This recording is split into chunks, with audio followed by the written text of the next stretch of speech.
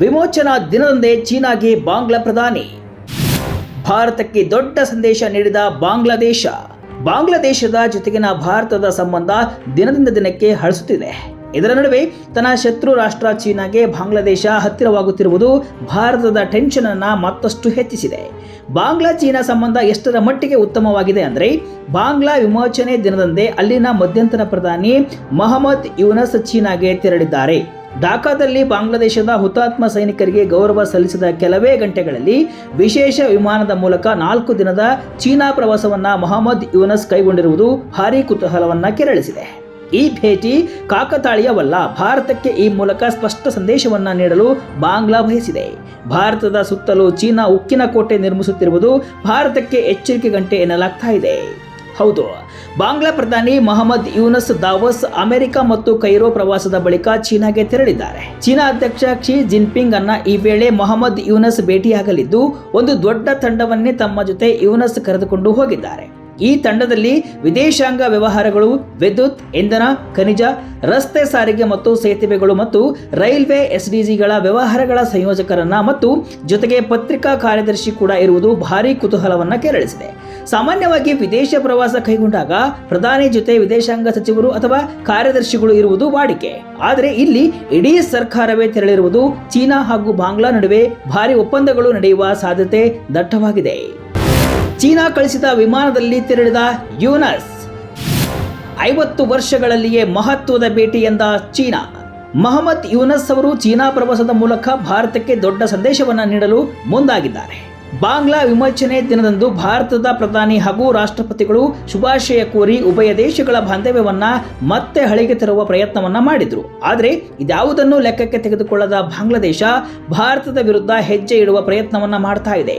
ಅದರಲ್ಲೂ ಬೀಜಿಂಗ್ ಕಳುಹಿಸಿದ ಸದರ್ನದ ಚೀನಾದ ಚಾರ್ಟರ್ಡ್ ವಿಮಾನದಲ್ಲಿ ಮೊಹಮ್ಮದ್ ಯೂನಸ್ ಚೀನಾಗೆ ತೆರಳಿರುವುದು ಉಭಯ ದೇಶಗಳ ನಡುವಿನ ಸಂಬಂಧ ಬೆಳೆಯುತ್ತಿರುವ ಸ್ಪಷ್ಟ ಸಂದೇಶವಾಗಿದ್ದು, ಭಾರತ ಯೋಚಿಸಬೇಕಾದ ಅಗತ್ಯವಿದೆ. ಇದರ ನಡುವೆ ಚೀನಾ ಈ ಭೇಟಿಯನ್ನ ಕಳೆದ 50 ವರ್ಷಗಳಲ್ಲಿ ಬಾಂಗ್ಲಾದೇಶದ ನಾಯಕನ ಅತ್ಯಂತ ಪ್ರಮುಖ ಭೇಟಿ ಎಂದಿರುವುದು ಕೂಡ ಪ್ರಮುಖವಾಗಿದ್ದು, ಮೊಹಮ್ಮದ್ ಯೂನಸ್ ಚೀನಾವನ್ನ ಆಯ್ಕೆ ಮಾಡಿಕೊಳ್ಳುವ ಮೂಲಕ ಸ್ಪಷ್ಟ ಸಂದೇಶವನ್ನ ನೀಡಿದ್ದಾರೆ ಅಂತ ಬಾಂಗ್ಲಾದ ವಿದೇಶಾಂಗ ಸಚಿವಾಲಯ ಹೇಳಿದೆ.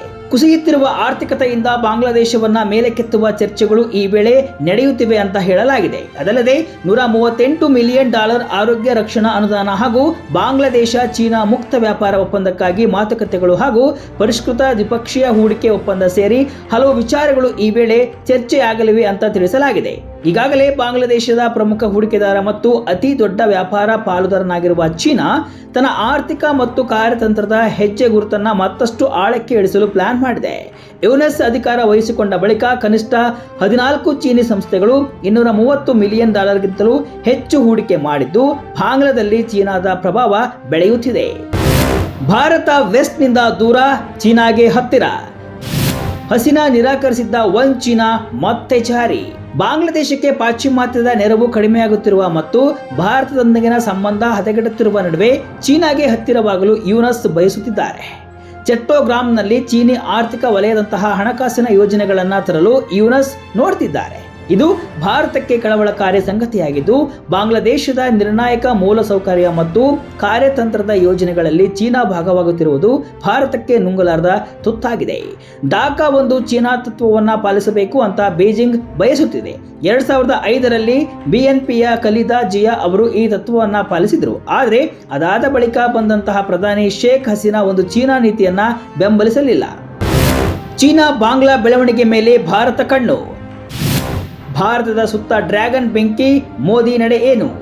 ಆದರೆ ಬಳಿಕ ಬಂದಂತಹ ಯೂನಸ್ ಈಗ ಚೀನಾಗೆ ಹೆಚ್ಚಿನ ಆದ್ಯತೆಯನ್ನ ನೀಡ್ತಾ ಇದ್ದಾರೆ. ಇದನ್ನ ಭಾರತ ಸೂಕ್ಷ್ಮವಾಗಿ ಗಮನಿಸುತ್ತಿದೆ. ಕೇವಲ ಗಡಿ ವಿಷಯ ಮಾತ್ರವಲ್ಲದೆ ಬಾಂಗ್ಲಾದೇಶದಲ್ಲಿನ ಆಂತರಿಕ ಬೆಳವಣಿಗೆಗಳನ್ನು ಕೂಡ ಭಾರತ ಗಮನಿಸುತ್ತಿದೆ. ಅದರಲ್ಲೂ ಢಾಕಾದ ದ್ವಿಪಕ್ಷೀಯ ನಿರ್ಧಾರಗಳು ಖಂಡಿತವಾಗಿಯೂ ಭಾರತದ ಪೂರ್ವ ಗಡಿಗಳ ಮೇಲೆ ಪರಿಣಾಮ ಬೀರಲಿದ್ದು, ಅದರ ಬಗ್ಗೆ ಭಾರತ ತಲೆಕೆಡಿಸಿಕೊಂಡಿದೆ. ಒಟ್ಟಿನಲ್ಲಿ ಭಾರತದ ಶತ್ರು ರಾಷ್ಟ್ರಗಳ ಜೊತೆ ಬಾಂಗ್ಲಾದೇಶದ ಸಂಬಂಧ ಉತ್ತಮಗೊಳ್ಳುತ್ತಿರುವುದು ಭಾರತಕ್ಕೆ ಆತಂಕವನ್ನ ತಂದಿದೆ. ಒಂದ್ ಕಡೆ ಪಾಕಿಸ್ತಾನ, ಮತ್ತೊಂದು ಕಡೆ ಬಾಂಗ್ಲಾದೇಶ, ಇನ್ನೊಂದು ಕಡೆ ಶ್ರೀಲಂಕಾದಲ್ಲಿ ಪ್ರಭಾವ ಹೆಚ್ಚಿಸುತ್ತಿರುವ ಚೀನಾ ಭಾರತದ ಸುತ್ತಲೂ ಕೋಟೆಯನ್ನ ನಿರ್ಮಿಸುತ್ತಿರುವುದು ಕಳವಳಕಾರಿ ಸಂಗತಿಯಾಗಿದ್ದು, ಮೋದಿ ಸರ್ಕಾರ ಏನು ಮಾಡಲಿದೆ ಎಂಬುದನ್ನ ನೋಡಬೇಕಿದೆ.